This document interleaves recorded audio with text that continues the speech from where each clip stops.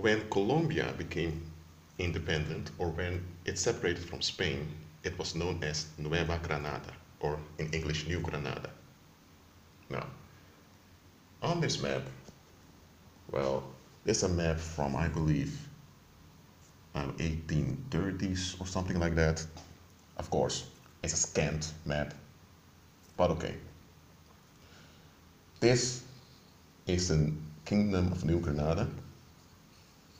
These are the provinces of it. That was a country, an autonomous kingdom.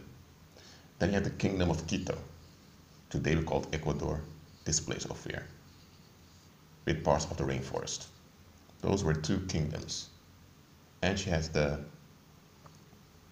actually a third kingdom, the Real Audiencia de Panama, but it was considered part of New Granada. She has those three regions were considered the viceroyalty of New Granada. You had the Kingdom of New Granada, which was this country, and the viceroyalty was the whole oversight of this region. Venezuela separated and became a separate kingdom with their own military and everything of their own. The reason the King of Spain separated Venezuela from the jurisdiction of the viceroyalty of New Granada was though the complaints, because the roads were not very effective during this time, so it took a long time to travel from this place all the way to Bogota. So Caracas became the capital of Venezuela as a separate kingdom. When they declared the independence of New Granada, they sent ambassadors to Britain and later also to Austria and to some, I believe also some German states to ask for recognition. Those countries didn't want to give any recognition to it. And interesting, in 1819, Simon Bolivar united the Kingdom of Venezuela, which was called the Captaincy General of Venezuela, together with New Granada and the Presidency of Quito. This was still under Spanish rule, by the way, but they captured it. And it was very easy because there was no Panama Canal, and Panama belongs to New Granada.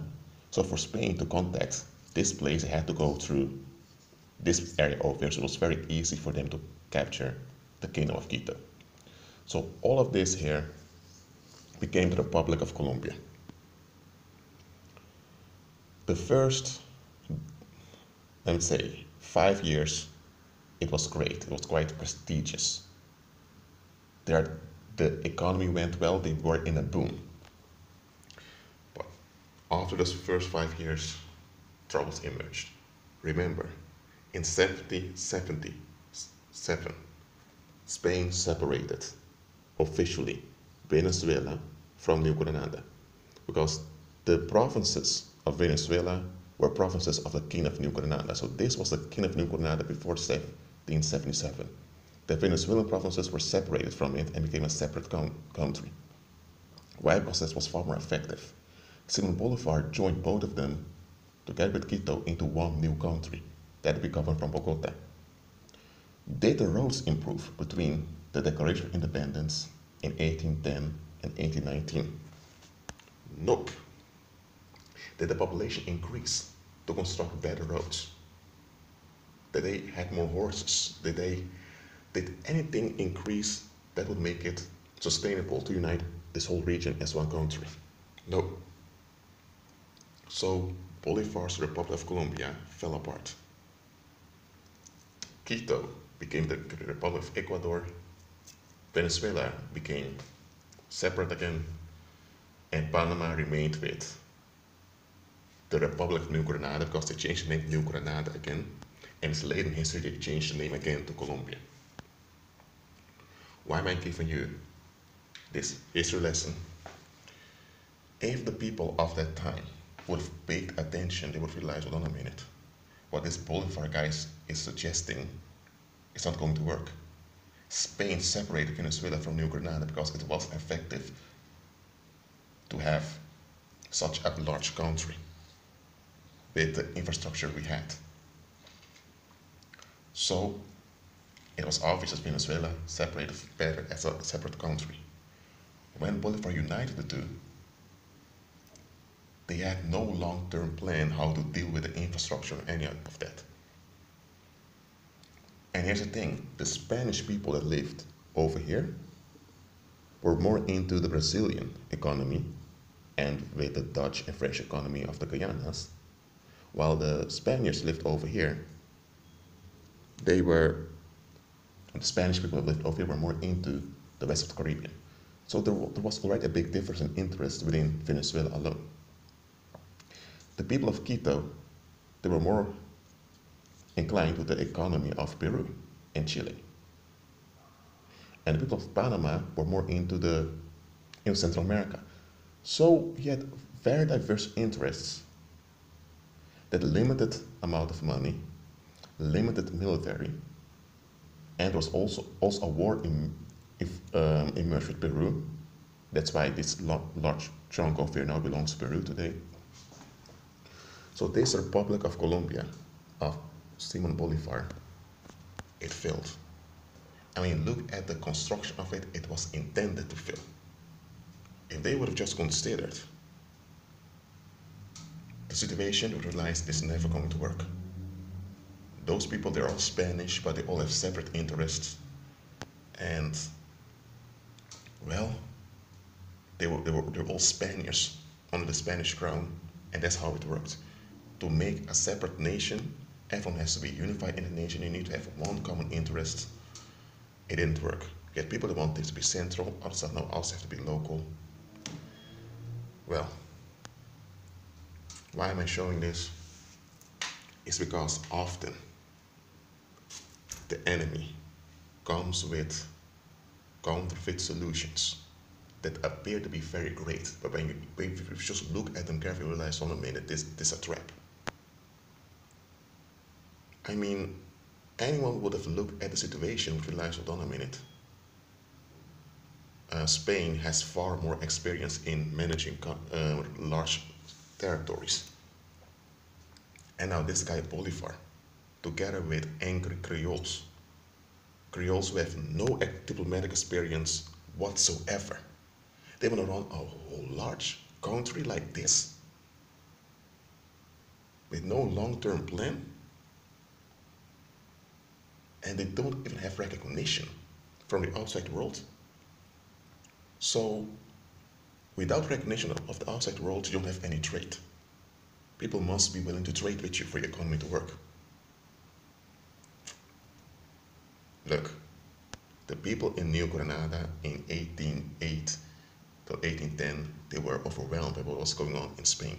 They felt uncertain, and in this gap, in this vacuum of dissatisfaction, that is, Bolivar emerged and came with his vision for Colombia. By the way, the name Colombia comes from Semiramis.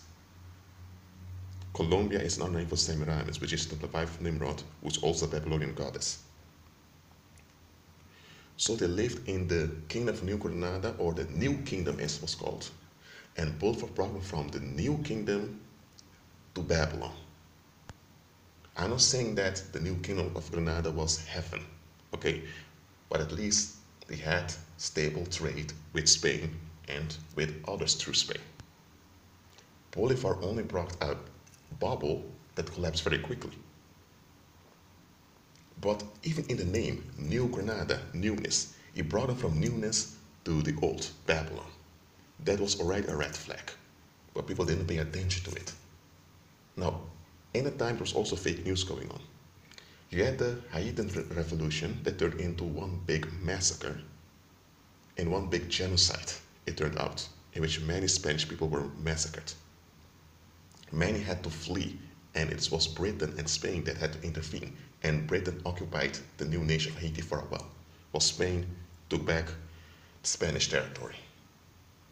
But in New Granada at the time, they were saying the Haitians did it. They got their own country. We can do it also.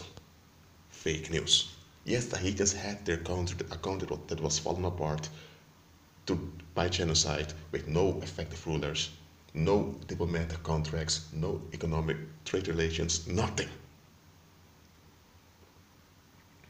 Now, This video is over 10 minutes. I didn't intend to make it this long, but just realize there are times you need to just sit down and see through stuff.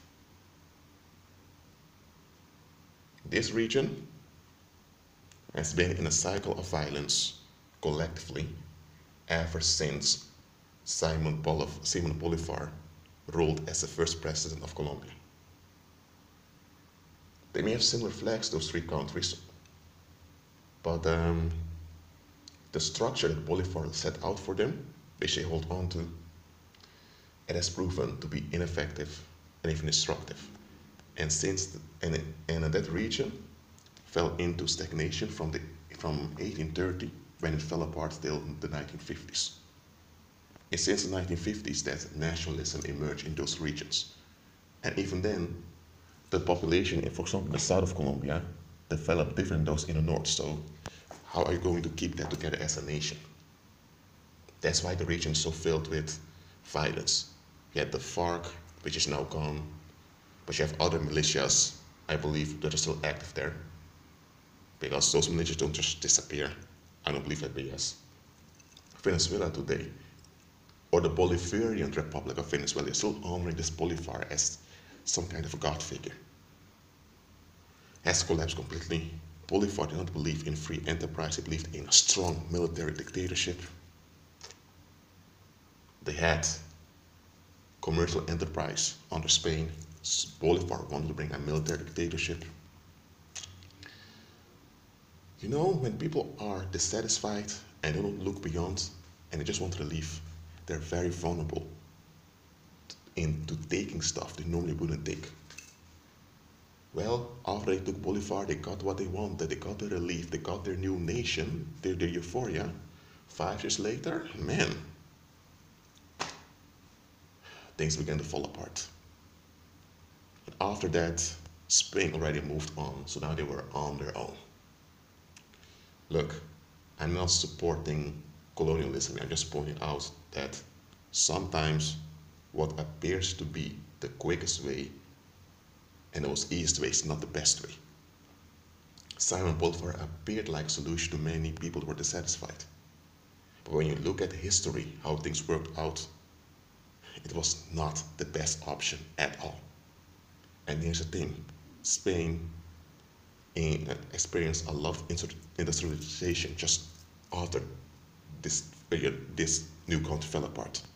If they would have remained under Spain for a few more decades, they could have received much new infrastructure and much railways on Spain's costs. Man, they lost. Look, I'm not a fortune teller. I know what's going on in your life and all of that. Just agree with Christ. The easiest and quickest way isn't always the best way. Have discernment. Always look beyond. Be at peace.